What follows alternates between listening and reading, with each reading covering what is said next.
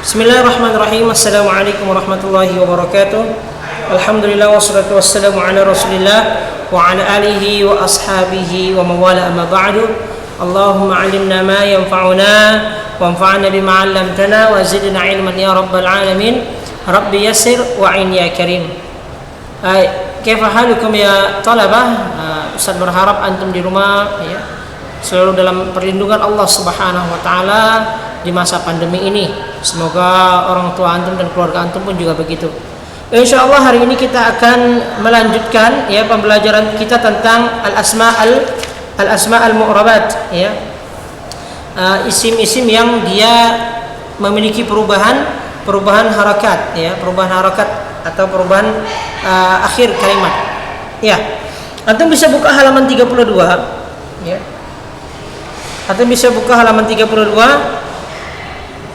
keterangan ya, silakan antum dibuka halaman 32 keterangan pertama bentuk baris akhirnya ya. Artinya bentuk perubahan isim mu'rab ya itu terbagi kepada 3 hal. Perubahan bentuk isim mu'rab terbagi kepada 3. Kemarin kita sudah membahas bahwasanya isim mu'rab itu ada 9. Ada mufrad, ada musanna, ada jama' mudzakkar salim, jama' al-muannas salim, jama' taksir, al-asma al-khamsa, al-maqsur, al-manqus dan al-ismul ladzi la yansarif. Baik, jadi isim-isim mu'rab itu ya ada 9. Maka setiap yang 9 ini memiliki perubahan ya. Karena dia disebut sebagai isim mu'rab, isim yang dapat berubah. Pertama ya, yang A itu di halaman 32 berubah baris akhirnya seperti isim mufrad, isim jama' taksir dan jama' muannas salim, yaitu berubah baris akhirnya. Mufrad waladun ya. Jama' taksir juga bisa seperti itu. Contohnya auladun ya. Bisa menjadi auladi ya. Waladun waladi, kira-kira seperti itu.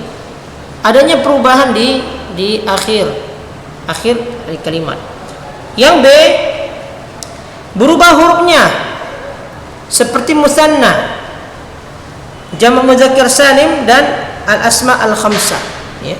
Waladani kalau dia mansub jadi waladaini ya. Bisa antum perhatikan kalau dia majrur jadi waladaini ya, sama seperti mansub. Hanya saja kalau majrur dia bil ya, perubahannya bil ya. Baik. Nah, mudzakkir salim bisa dilihat di nomor 3. Mudzakkir salim ketika dia marfu' maka dia alamanya waw, muslimun. Jika dia mansub muslimina bil ya, dan dia majrur muslimina bil ya, sama. Lalu al-asma al-khamsah, abuka ketika dia marfu', abaka ketika dia mansub bil alif ya. Lalu ketika majrur jadi abika bil ya. Yang C sama bentuk perubahannya dalam keadaan dia mansub, sama bentuk perubahannya dalam keadaan mansub dan majrur.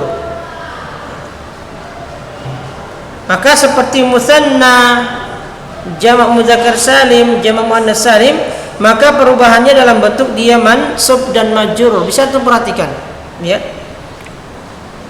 Jama' mudzakkar salim ya di nomor 3, lalu musanna di nomor kedua ya. Dan jama' muannas salim. Antum bisa lihat perubahan ya kedua macam isim ini ya. Dia perubahannya pada ketika dia mansub dan majrur itu sama perubahannya ya. Sama-sama apa? Mansub bil ya atau mansub bil kasrah ya. Baik. Untuk menentukan mansub dan majrurnya bisa dilihat dari huruf yang mempengaruhinya. Contoh, innal muslimina pasti mansub karena ada inna. Inna ini huruf yang membuat nasab ya. Inna wa akhwatuha itu yang bisa membuat mansub ya, baris akhir kata setelah inna. Inna kata setelahnya apa? Contohnya al muslimina di dalam buku di halaman 32 ya. Maka perubahannya itu dibantu dengan adanya inna. Baik. Sementara contoh lainnya lil muslimin dengan masuknya lam di awal kata muslim ya, di awal kata muslimun, maka merubah dia menjadi majrur bil ya, bil kasrah, majrur bil ya, muslimina. Dia majrur bil ya. Karena perubahannya dengan huruf ya. Ya, dia dibantu perubahannya dengan huruf lam. Mana huruf lam ini adalah harfun min hurufil jar. Tapi yang kedua, perubahan i'rab itu ada yang zahir, yang jelas, seperti ya, marfu' ya, waladun. Antum bisa lihat contohnya di nomor pertama ya, al-mufrad waladun. Jelas perubahannya, adanya dhammatain ya, adanya tanwin ya, adanya dhammah, lalu dia mansub waladan, mansub bil fath, lalu dia waladin majrur bil kasrah. Ada yang muqaddarah itu diperkirakan, artinya sebaliknya tidak jelas, sebagaimana dun dan din. Dun dan din. Dun dan ini perubahan yang jelas, yang terlihat zahirah. Sedangkan yang muqaddarah yang diperkirakan perubahannya atau tidak jelas, ya sebaliknya, karena tidak nampak jelas perubahannya ya. Ya.